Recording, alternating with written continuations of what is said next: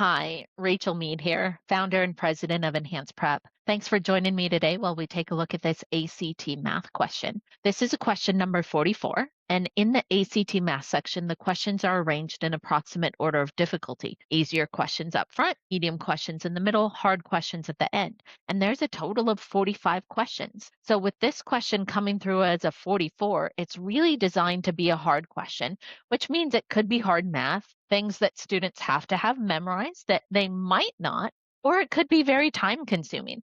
This builds in lots of different things in terms of those components. And actually, I love this question because the students that have done the work and they've done their prep, they're going to destroy this question. So let me walk you through this in terms of what we have. In the figure below, ABCD is a trapezoid. So it's defining this larger shape right here as a trapezoid. We have to know what a trapezoid is. And then it takes a look at our next portion with BC perpendicular to CE.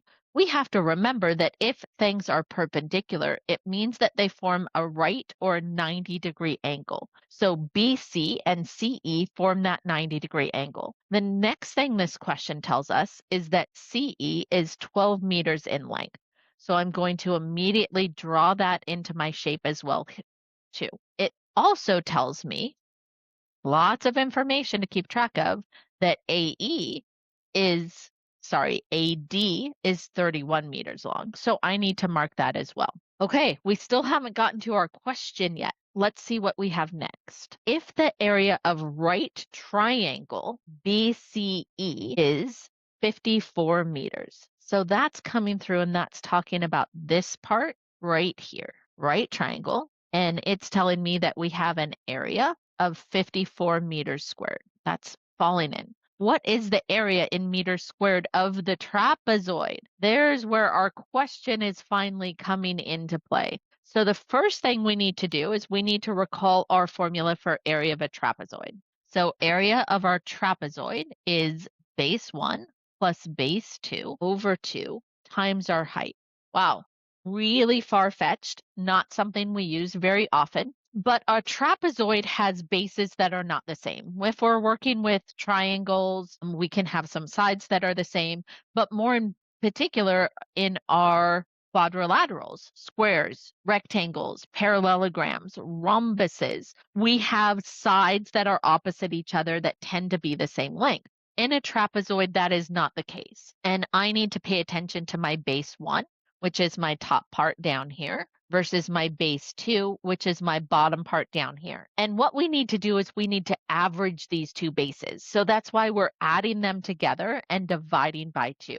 Now, another thing that is drilled into students when they're tutoring with me is in our trapezoid, our height can only be considered our height if it's forming that 90-degree angle with our base. Now, thankfully here, it's told us that CE is perpendicular to BC, so it's telling me that I have that right angle. All right, so what do I know so far? I know base 1. I don't have that yet. That's BC. I need to find that. So let's put a placeholder there for that. I do know that base 2 is AD, and I have the distance on that. And I also know my height is CE, and I have the measure on that. Okay, so there must be something we can do in order to figure out BC. Well, that's where that triangle statement comes into play because we need to then recall lots more work, right? Hard questions require a lot of time, lots of steps. The area of a triangle is 1/2 base times height. And in this particular case, I know that the area of my triangle BCE is 54. So I know 54 is going to equal 1/2 that base. I don't know, but it's the same base as my trapezoid times my height, which is coming through as 12. With our triangles, our base and our height can only be considered our base and our height, again, if they're forming that 90-degree angle. So I'm able to come through here and say that 54 is going to be equal to 6b. When I divide by 6, I can see that my base is going to be 9. And that base is falling into play right here with BC, which is the missing part I needed to solve for my trapezoid. So now let's do the work for that trapezoid.